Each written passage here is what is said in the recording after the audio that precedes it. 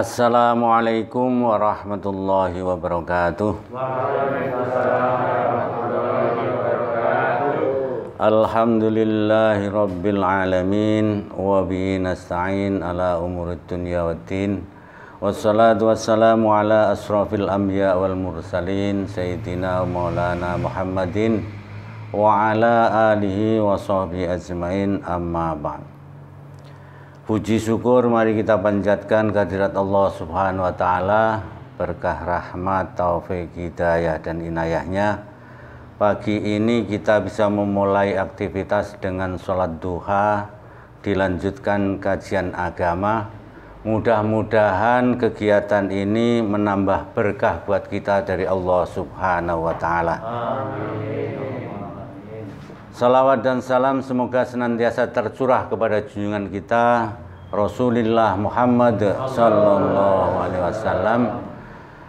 Mudah-mudahan kelak kita akan mendapatkan syafaatnya di yaumil qiyamah. Untuk pagi ini saya akan mengisi kajian dengan kisah. Mudah-mudahan kisah ini menjadi inspiratif buat kita semua. Kisahnya tentang sahabat Rasulullah bernama Sa'ban. Sahabat Sa'ban ini punya kebiasaan unik. Hadir di masjid sebelum waktu sholat tiba. Dia selalu mengambil posisi di pojok. Tujuannya agar tidak mengganggu dan menghalangi orang lain beribadah. Kebiasaan ini sudah diketahui para sahabat termasuk Rasulullah Shallallahu Alaihi Wasallam. Nah, suatu ketika subuh mau segera dilaksanakan, tetapi Rasulullah melihat keanehan karena tempat yang biasa ditempati oleh Sa'ban ini kosong. Lalu Rasulullah bertanya kepada para sahabatnya, adakah di antara kalian yang melihat Sa'ban? Semua sahabat tidak menjawab. Lalu ditunda sebentar, diundur sholat subuhnya, memberi kesempatan kepada Sa'ban. Kalau Sa'ban terlambat datang, sehingga bisa nanti mengikuti jamaah subuh. Tetapi yang ditunggu-tunggu, Sa'ban ini tidak datang-datang. Dan Rasulullah takut kalau waktu subuh nanti habis. Maka Rasulullah memutuskan untuk melaksanakan sholat subuh. Setelah selesai sholat subuh, dilihatnya tempat Sa'ban masih kosong. Lalu Rasulullah bertanya kembali, adakah yang tahu kabar tentang Sa'ban? Semuanya diam. Diam di sini bukan berarti acuh tak acuh, bukan berarti tidak merespon, tetapi ini adalah wujud ketawaduan seorang sahabat kepada Rasulullah. Jadi artinya diamnya para sahabat ini bukan berarti menyepelekan Rasulullah, tetapi wujud tawadhu kepada Rasulullah. Bahkan ada sahabat yang tidak berani sama sekali melihat wajah Rasulullah, saking tawadhu'nya kepada Rasulullah. Lalu Rasulullah bertanya kembali, adakah yang tahu rumahnya Sa'ban? Salah seorang sahabat mengangkat tangan, saya tahu rumahnya Sa'ban. Rupanya Rasulullah sangat khawatir tentang kondisi Sa'ban, jangan-jangan ada sesuatu yang menimpa pada Sa'ban. Rasulullah minta kepada sahabatnya untuk diantarkan ke rumah Sa'ban. Dari masjid menuju rumahnya rupanya jauh. Hingga tiba di depan rumahnya itu sudah waktu duha. Ketika sudah berada di depan pintunya, Rasulullah menyampaikan salam, Assalamualaikum warahmatullahi wabarakatuh. Lalu keluar seorang istri sambil menjawab salam, Waalaikumsalam warahmatullahi wabarakatuh. Rasulullah bertanya, benarkah ini rumah Sa'ban? Dijawab oleh sang istri, benar, ini rumah Sa'ban. Rasulullah melanjutkan, tadi pagi dia tidak ada dalam subuh bersama kami. Bolehkah kami menemui Sa'ban? Lalu istri Sa'ban dengan berlinang air mata menjawab pertanyaan Rasul, ya Rasulullah, Sa'ban pagi tadi sebelum subuh sudah meninggal. Inna lillahi wa inna ilaihi raji'un. Sontak seluruh sahabat yang mengiringi Rasul mengucapkan kalimat tarjih. Hening sejenak, lalu istri Sa'ban ini bertanya kepada Rasul, ya Rasulullah, ada kejadian yang saya tidak paham. Ketika sakaratul maut, Sa'ban berteriak sambil mengucapkan kata-kata dan sebanyak 3 kali. Sampai saat ini kami semua tidak memahaminya. Rasulullah balik bertanya, kalimat apa yang diucapkan? Waduh,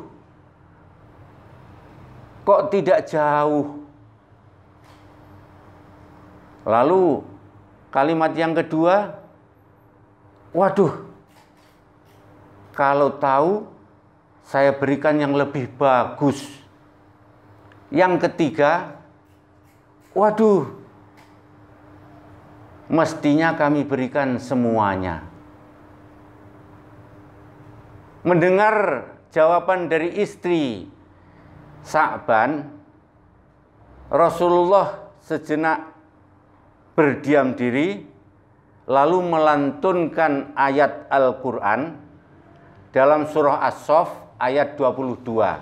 Bunyinya begini, A'udzu billahi minasyaitonir rajim. Laqad kunta fi ghuflatin min hadza fakasafna anka ghita'aka fabasarukal yauma hadid. Artinya, sesungguhnya kamu berada dalam keadaan lupa tentang hal ini. Maka kami singkap dari pandanganmu hijab yang menutupi matamu.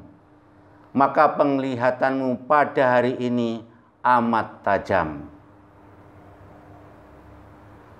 Maksud ayat ini diterangkan oleh Rasulullah SAW. Ketika sakaratul maut datang, siapapun termasuk Sa'ban, maka Allah akan membukakan hijab penutup mata yang dapat melihat ya segala perbuatan yang pernah dilakukan.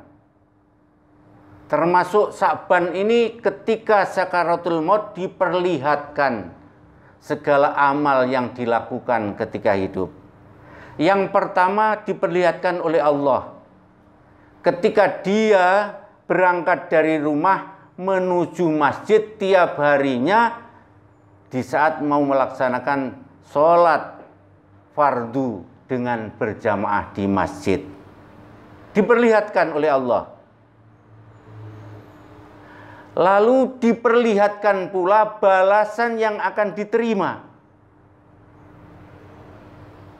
Termasuk surga yang bakal ditempatinya. Maka ketika diperlihatkan itu, dia berteriak, aduh, kenapa tidak lebih jauh?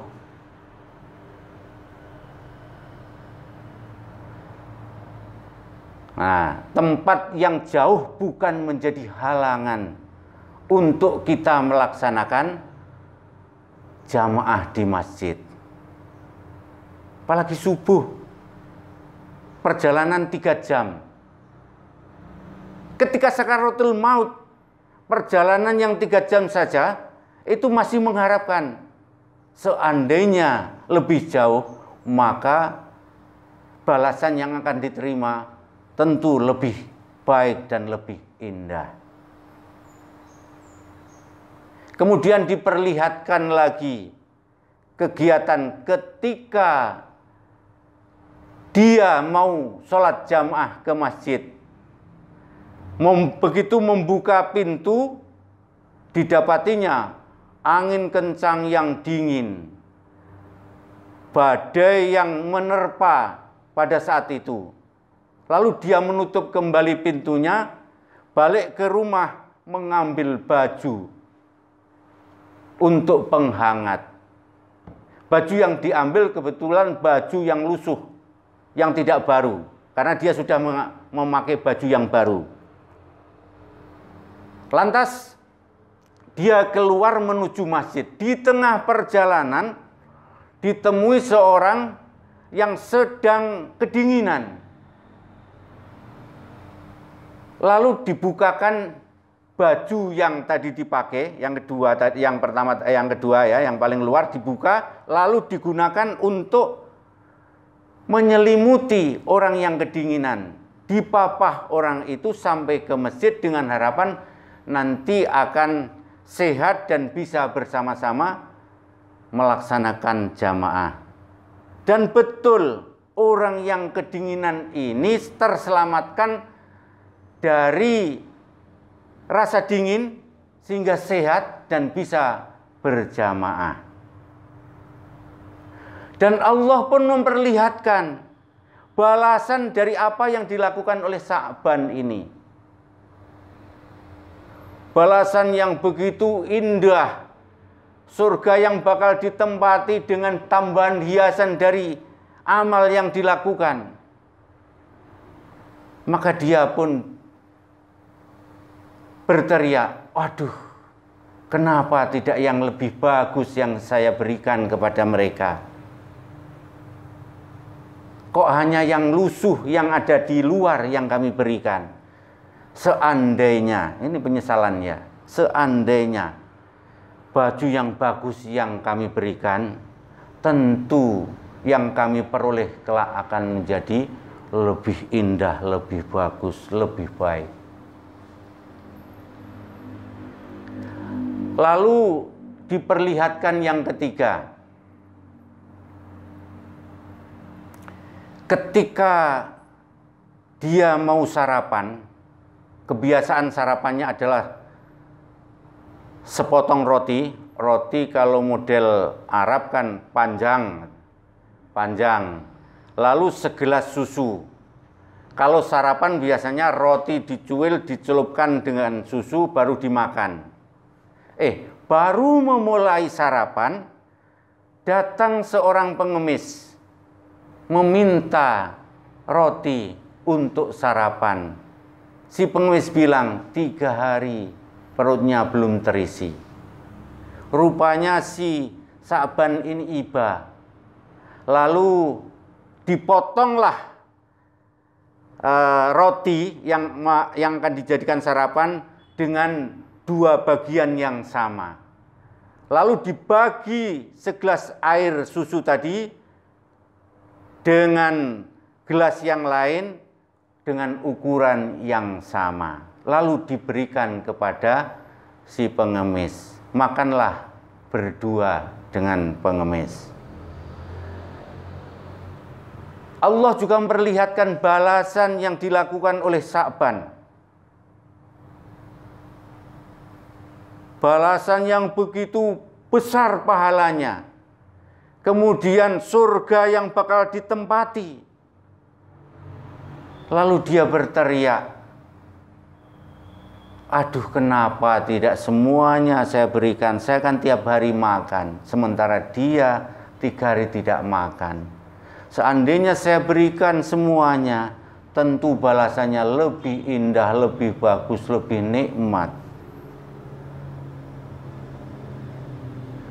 Rupanya penyesalan yang diterima, yang dialami oleh Sa'ban bukan penyesalan karena dosa, tetapi penyesalan karena tidak optimal dalam beribadah, dalam beramal.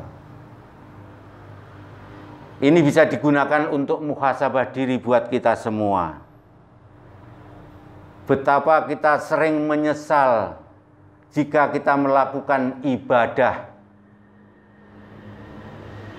bukan lagi sempurna, melakukan saja kadang-kadang kita sudah merasa terganggu dengan kegiatan ibadah.